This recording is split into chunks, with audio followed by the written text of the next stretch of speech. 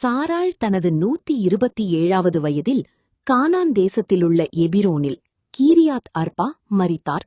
விவிலியத்தில் ஒரு பெண்ணின் ஆயுசு நாட்கள் இவ்வளவு துல்லியமாக குறிப்பிடப்படுவது இதுவே முதல் முறை.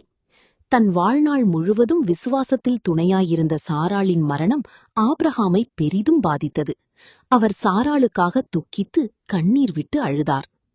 ஆபிரகாம் தான் வசிக்கும் கானான் தேசத்து மக்களாகிய ஏத்தியர்களிடம் ஏத்தின் புத்திரர்பிடம் பேசினார். அவர் தன்னை ஒரு அந்நியன் மற்றும் பரதேசி என்று தாழ்மையுடன் அழைத்துக் கொண்டார். சாராளை அடக்கம் செய்ய தனக்கென்று ஒரு சொந்த நிலம் இல்லாததால் ஒரு கல்லறை பூமியை தனக்கு விற்கும்படி வேண்டினார். ஏத்தியர்கள் ஆபிரகாமை ஒரு மகா பிரபு, மைட்டி பிரின்ஸ் என்று மதித்து அவர்களுக்குரிய எந்த கல்லறையையும் பயன்படுத்திக் கொள்ள அனுமதித்தனர். ஆனால் ஆபிரகாம் தற்காலிக உதவியை விரும்பவில்லை, ஒரு நிரந்தரமான உரிமையை விரும்பினார். எனவே சோகாரின் குமாரனாகிய எப்பெரோனுக்குச் சொந்தமான மாக்பீலா குகையை தனக்கு விற்கும்படி பரிந்துரை செய்யும்படி கேட்டுக்கொண்டார். எப்பெரோன் ஊர் மக்கள் முன்னிலையில், இந்த நிலத்தையும் குகையையும் நான் உமக்கு இலவசமாகவே தருகிறேன் என்று கூறினார். இது அக்காலத்து மரியாதையான பேச்சாக இருந்தாலும் ஆபிரகாம் அந்த நிலத்தை முழு விலை கொடுத்து வாங்கவே உறுதி பூண்டார். இறுதியாக எப்பெரோன் அந்த நிலத்தின் மதிப்பு 400 சேக்கல் வெள்ளி என்று குறிப்பிட்டார்.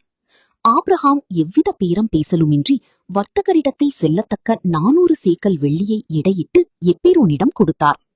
இதன் மூலம் மாக்பீலா குகை, அந்த நிலம் மற்றும் அதை சுற்றியிருந்த மரங்கள் அனைத்தும் ஆபிரகாமுக்கு சொந்தமானதாக அந்த ஊர் மக்கள் முன்னிலையில் உறுதிப்படுத்தப்பட்டது.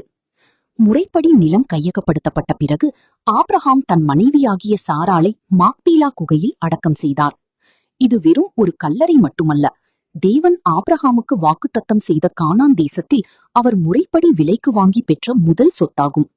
பிற்காலத்தில் ஆபிரகாம், ஈசாக்கு, ரெபெக்கா, யாக்கோபு மற்றும் லேயாள் ஆகியோரும் இதே இடத்தில்தான் அடக்கம் செய்யப்பட்டனர்.